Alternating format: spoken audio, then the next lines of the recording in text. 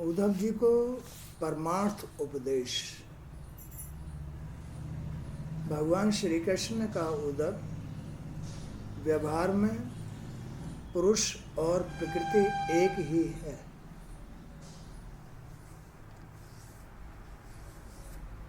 जिसको हम आत्मा कहते हैं, जो हमें प्रकाशित कर रही है, देखने का काम, सुनने का काम, बोलने का काम, चलने फिरने का काम, ये जो भी है ये सब आत्मा का खेल है। अब इसके अंदर यही आत्मा जी को जन्म देती है, जी भी उसका ही अंश है। तो ये जी जितना प्रकाशहीन होता चला जाता है, निंद्रित होता, जी दुष्कर्मी होता चला जाता है, उतना उसका प्रकाश छुपता चला जाता है। कामयाबी छुपती चली जाती है, सत्य छुपता चला जाता है, और असत में जीव डूब करके मृत्यु को प्राप्त करता है।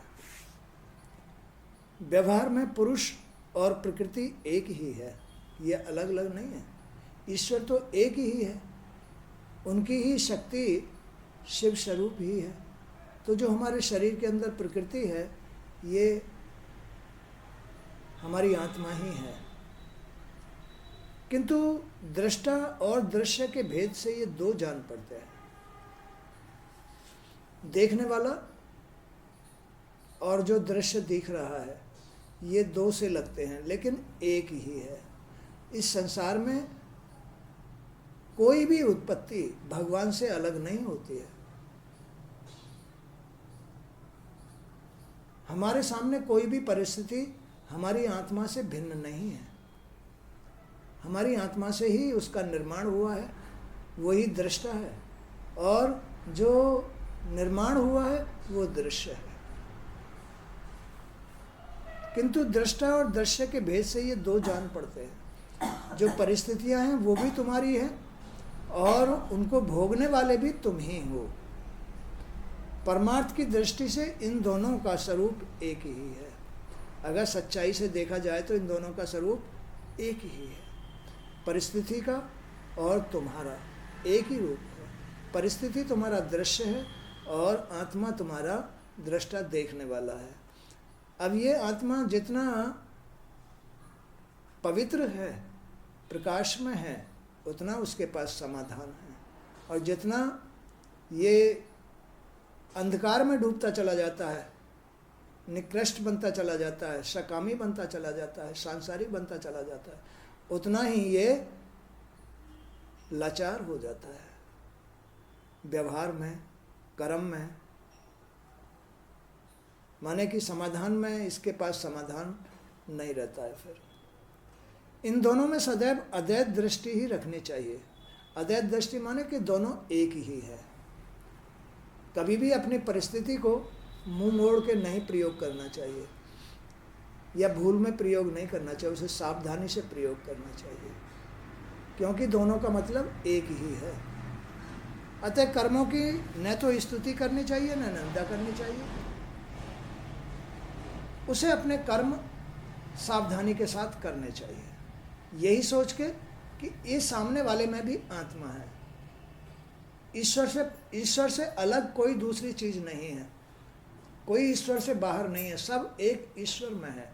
इसको कहते हैं अद्वैत दृष्टि, यानी एक ही दृष्टि रखनी चाहिए सबके प्रति। सभी इंद्रियां राजस अहंकार के कार्य हैं। सबके पास इंद्रियां हैं, आँख, कान, नाक, कान, गुदा आदि कर्मेंद्रिय, ज्ञानेंद्रिय। ये सब क्या काम करती है? ये सतोगुण का काम नहीं करती। किसी की भी इंद्रिय सतोगुण का काम नहीं करती। सबकी इंद्रियां रजोगुणी कर्म करती है। सबकी इंद्रियां रजोगुणी कर्म करती हैं। इसलिए जब वे निद्रित हो जाती हैं, क्या ज्ञानेंद्रिय कर्मेंद्रिय निंद्रित हो जाती है, तात्पर्य दूषित हो जाती है, तब शरीर का अहंकारी जीव भी चेतना शून्य हो जाता है। किससे हुआ? ज्ञानेंद्रिय और कर्मेंद्रियों से ये जीव भी चेतना शून्य हो जाता है। इसलिए इन ज्ञानेंद्रिय और कर्मेंद्रियों को सदा स्वतंत्र और पवित्र रखना चाहिए, तो तुम्हारा जीव पवित्र रहेगा। तुम लगातार विषय विषय विषय विषय विषय विषय करते रहो तो तुम्हारा जो जी है ना, बिल्कुल चेतना शून्य हो जाएगा, मरी मट्टी जैसा हो जाएगा, इसमें प्रकाश छुप जाएगा। तो इसलिए जब ये ज्ञानेंद्रिय कर्मेंद्रिय अहंकार का कार्य करती हैं, राजस कर्म करती हैं, तब इनका जो शरीर है, किसी का भी जो शरीर है, वो चेतना शून्य हो जाता है। क्योंकि जीव तो इन सामग्री से चल रहा है ना। किसी भी दीपक में जो लौह है वो तो सामग्री से जल रही है। इसी तरह से शरीर के अंदर जब ये ज्ञानेंद्रिय कर्मेंद्रिय राजस रजोगुणी कर्म करती है तो जीव भी अपने सत से गिरता रहता है और वो निद्रित हो जाता है। शेष मन भी जब उन्हीं बुराइयों में लीन हो जाता है, इंद्रियों के द्वारा लाई हुई सामग्री से ये मन भी जब बुराई में लीन हो जाता है, तो जीव मृत्यु के समान प्रगाढ़ निद्रा में चला जाता है। माने निद्रा माने अचेत हो जाता है। इंद्रियों से जो ये सामग्री इकट्ठी हो रही है, उस सामग्री में ये शरीर भी उसमें ही विलीन हो जाता है और जीव अचेत हो जाता है। हो जाता है नहीं हो जाता? इसी प्रकार जागृत अवस्था में जीव अपने आत्म स्वरूप को भूलकर नाना वस्तुओं के दर्शन करने लगता है। जीव अपनी जागृत अवस्था, उसकी जागृत अवस्था क्या है? आत्मा। जीव की जागृत अवस्था है आत्मा। इसी प्रकार जागृत अवस्था में जीव अपने आत्म स्वरूप को भूलकर नाना वस्तुओं के दर्शन करने लगता है। जब जीव अपने आत्म स्वरूप को भूल जाता है तो फिर वो नाना प्रकार की, अनेक प्रकार की इच्छाओं में बदलता है। अब के ये खाना है, अब के वो करना है, अब के ये लाना है, अब के वो वहाँ जाना है, ये सब तब इच्छाएं जागृत होती हैं। आत्मा की कोई इच्छा नहीं है। आत्मा कहीं जाना नहीं चाहती, आत्मा कुछ करना नहीं चाहती। आत्मा के पास अंधकार नहीं होता, आत्मा के पास कोई बुराई या रोग दोष नहीं होते। अब ये जीव रोगी क्यों हो जाता है, दोषी क्यों बन जाता है? इंद्रियों से शरीर दूषित हो जाता है और जी जो है निद्रा अवस्था में जाता रहता है, प्रकाश शून्य होता रहता है, जबकि वो आत्मा ही था। जितना दीपक की लो कमज़ोर होती चली जाती है, उतना ही मन के अंदर अंधेरा बढ़ता चला जाता है, घर के अंदर अंधेरा बढ़ता चला जाता है और वो चेतना शून्य हो जाता है। तो इसी प्रकार जागरावस्था में जीव अपने आत्मस्वरूप को भूलकर नाना वस्तुओं के दर्शन करने लगता है। तब वह स्वप्न जीवी होकर झूठे दृश्यों का ही अवलोकन करता है। जब कोई भी जीव जब जागृत यानी स्वप्न अवस्था में, उसमें निंद्रा अवस्था में चला जाता है, तो इस शरीर भी शून्य हो जाता है और जीव भी शून्य हो जाता है, चेतना शून्य हो जाता है? और तरह तरह के स्वप्न देखने लगता है। ये स्वप्न क्यों आते हैं? स्वप्न इसीलिए आते हैं कि जब ये शरीर और ये जीव अपने वास्तविक रूप से शून्यता में चला जाता है, यानी निकृष्टता में चला जाता है, तब उसको ये स्वप्न आते हैं। नाना प्रकार की मतलब जो है उत्पत्तियां उसको दिखाई देती हैं। तब उसमें यह अच्छा है, वह बुरा है, इसका तरह तरह के प्रश्न उठते हैं। ये आदमी बुरा है, ये आदमी अच्छा है, ये मेरे मतलब का है, घर मेरा अच्छा है, बुरा है, कैसा? ये तरह तरह के प्रश्न आदमी में तभी उठते हैं जब वो अपनी चेतना से शून्य होता है, बेकार होता चला, निकृष्ट होता चला जाता है, गिरता चला जाता है, अंधेरा आता चला जाता है। और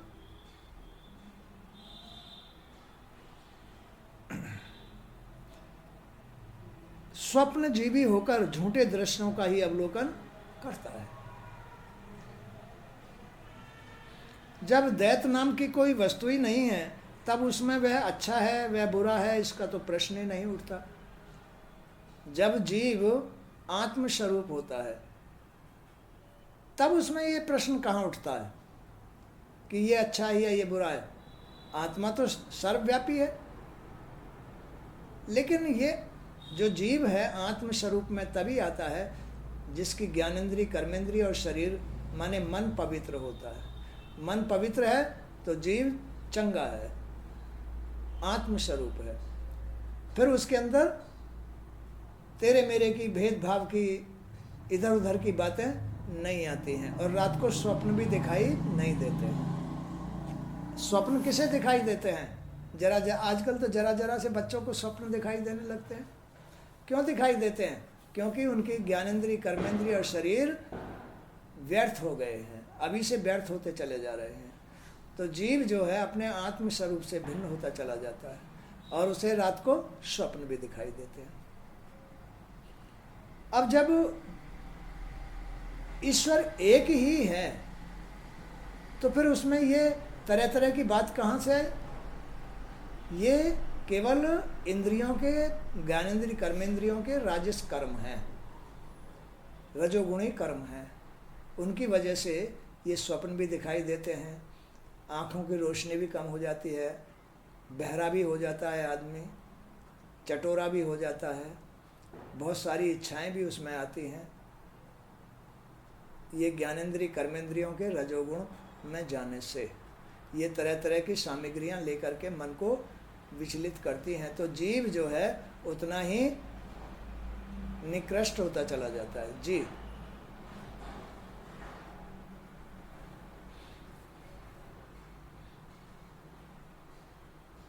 विश्व की समस्त वस्तुएं वाणी से कही जाती हैं अथवा मन से सोची जा सकती हैं।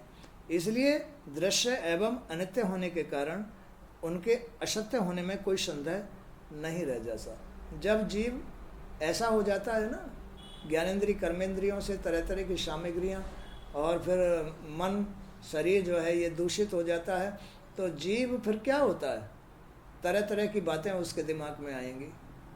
मैं भी ऐसा कर लूँ, मैं भी ऐसा बन जाऊँ, मुझे भी वहाँ जाना चाहिए, मुझे भी ऐसा करना चाहिए। ये सब क्या है? ये इंद्रियों के दूषित रहने का कारण है, मन के दूषित रहने का कारण है। जीव भी दूषित होता चला जाता है, तब वह भयभीत होता है। कौन? जीव फिर भयभीत होता है।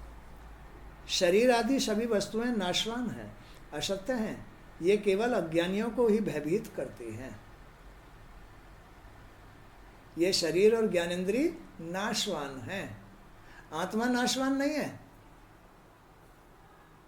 आत्मा नाशवान नहीं है, अजर अमर है।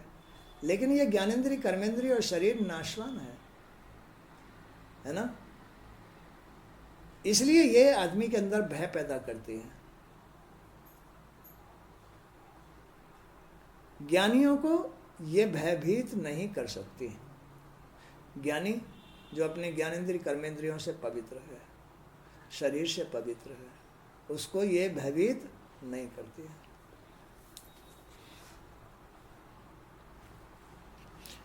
तो ये केवल अज्ञानियों को ही प्रत्यक्ष या मोक्ष भयभीत करती हैं, ज्ञानियों को नहीं। क्योंकि ज्ञानी तो जानते हैं कि जो कुछ भी प्रत्यक्ष या परोक्ष हो रहा है, यानी प्रत्यक्ष तुम्हारे सामने या पीछे से जो भी कुछ हो रहा है, सब हमारे कर्मों के अनुसार ईश्वर की लीला है, ईश्वर में हो रहा है। तो ये केवल अज्ञानियों को ही भयभीत करती है, ज्ञानियों को नहीं। क्योंकि ज्ञानी तो जानते हैं कि जो कुछ भी प्रत्यक्ष या परोक्ष वस्तु है वह आत्मा ही है, वही सर्वशक्तिमान है। यह सत, रज और तमो गुणों के कारण ही दृश्य दृष्टा का विभाजन माया का खेल है, ये केवल माया का खेल है। यह जगत उत्पत्ति और विनाशशील होने के कारण अनित्य और असत्य है। ये जो शरीर है ये अनित्य है, असत्य है। केवल आत्मा ही सत्य है, वही सर्वत्र है, वही अजर और अमर है। वो कभी नहीं मरती है, न कभी जन्म लेती है, एक है। उसके अलावा दूसरा कोई भी नहीं है। अगर दूसरा कोई है तो वो है माया। माया में ही एक आत्मा जीव के रूप में अनेक रूप में दिखाई देती है। एक माया के कारण ही जीव अनेक रूपों में विभक्त हो जाता है। तो आज का सत्संग भी यहीं तक। जय श्री कृष्ण। हे गुरुदेव, आपकी जय।